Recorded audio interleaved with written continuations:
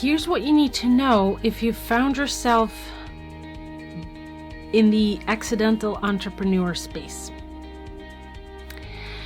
This pandemic has caused a lot of damage to all of us. There's no question about it. And unfortunately, many families have been affected, not only health-wise, but also emotionally and financially.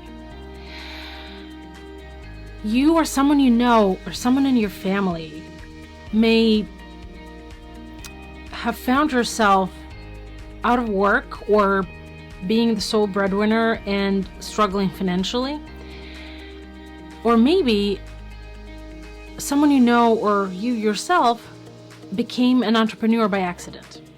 In this video, I want to cover 3 things that will give you a head start, 3 critical things that you should pay attention to if you found yourself in this space. Number 1, start keeping a record of your business income and expenses. Don't wait until the end of the year. Don't think that somehow magically it will happen on its own. It won't.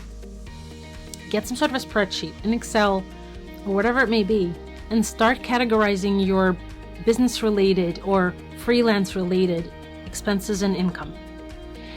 I recommend creating a line for the income, for the business income, then also lines for expense categories. So you don't need to list every single expense, but I would lump them into categories like supplies, professional fees, travel, whatever it may be.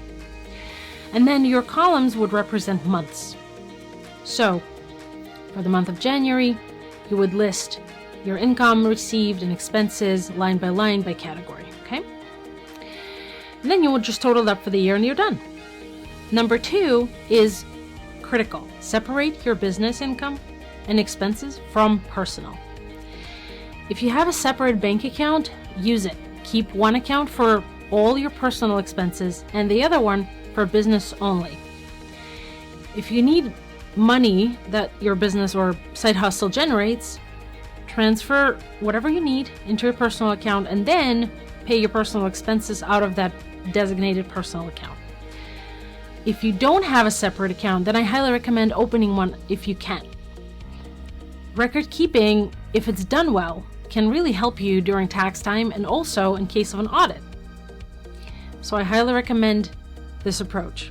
Number 3 is keeping track of things like rent, that's mainly personal, car expenses, also mainly personal, just keeping track of that separately. So this way you can easily pull it up at the end of the year.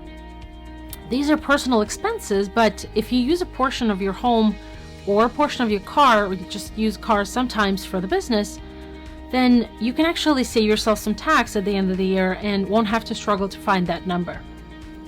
Now, these 3 things are by no means are the only things that you need to do, but I think it's a pretty good start.